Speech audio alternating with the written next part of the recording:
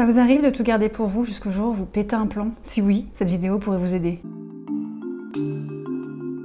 Bonjour à tous, vous êtes sur Femmes Comprises, comprendre les hommes, mais surtout se comprendre soi-même. Aujourd'hui, j'ai envie de vous raconter comment j'ai appris à dire non. Si tu aimes mon contenu, abonne-toi à ma chaîne et clique sur la petite cloche pour être notifié lors de mes nouvelles vidéos. Il fut un temps dans ma vie où j'avais pour habitude d'encaisser jusqu'au jour où j'allais exprimer mes désirs. C'était un peu comme la goutte d'eau qui faisait déborder le vase. Non seulement c'était pas beau à voir, mais en plus de ça, on avait l'impression que ça venait de nulle part. Un tout petit rien pouvait devenir un gros problème, mais c'était uniquement parce que c'était une accumulation intériorisée. Je ne disais tout simplement pas ce que je pensais au moment où je le pensais. J'ai pu remarquer que tout allait bien dans ma relation jusqu'au jour où mon partenaire me faisait ressentir le pire sentiment du monde à mon égard, selon moi, le rejet. J'ai remarqué que je cherchais le conflit la plupart du temps quand mon partenaire arrivait à me dire non. Comment ne pouvait-il pas aller dans mon sens alors que j'allais toujours dans le sien? Je ne disais jamais non parce que je pensais trop l'aimer. Mais la vérité, c'est que je ne m'aimais pas moi-même assez. Je me sentais tellement frustrée qu'on puisse me dire non, et alors surtout l'amour de ma vie,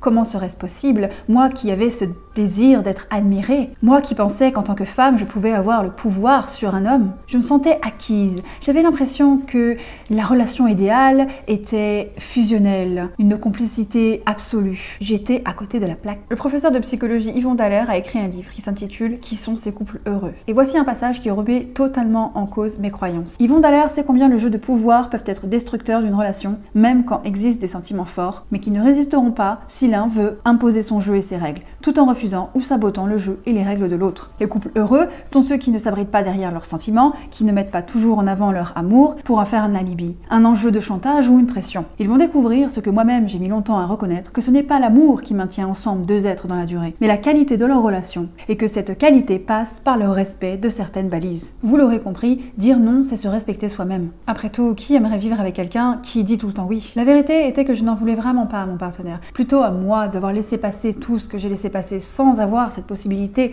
cette capacité à dire non. Moi qui pensais être cool ou altruiste, ce n'était en fait que des excuses. Ça faisait juste de moi une fille qu'on appelle trop gentille. Je pensais même que de ne pas être capable d'accepter un non de la part des autres voulait dire que j'avais une haute estime de moi-même. Mais ceci peut être contradictoire étant donné que la raison pour laquelle j'étais amoureuse était notamment parce qu'il savait me dire non. Mon partenaire avait beau m'aimer beaucoup, certes il avait quand même besoin de passer un peu de temps tout seul. C'est un peu comme ça que j'ai remarqué que j'avais du mal à apprécier ma propre compagnie. Et c'est comme ça que j'ai fini par comprendre que je souffrais de dépendance affective. J'avais cette peur de l'abandon, j'avais cette peur d'être seule, mais je ne faisais que fuir le vide qu'il y avait en moi. Je dois vous avouer que parfois, le conflit était injustifié, mais recherché, car il représentait pour moi une espèce d'affirmation, mais c'est un cercle vicieux. Quand la vie est trop facile, on a tendance à se demander à quoi on peut servir. On a besoin de se sentir utile, c'est humain, et on a tendance à associer la difficulté avec quelque chose de positif, comme une espèce de méritocratie. Nous avons envie de faire des efforts et d'être récompensés. Ce qui au final en viendrait à chercher une espèce de validation. On a envie de montrer aux autres de quoi on est capable, ce qui nous est possible de surmonter. On se sent fort. Malheureusement, cela veut dire que nous prenons confiance en nous uniquement dans l'adversité, si bien que notre vie ne sera jamais facile finalement. Si bien que tout conflit, qu'il soit interne ou externe, nous permettra de nous sentir en vie.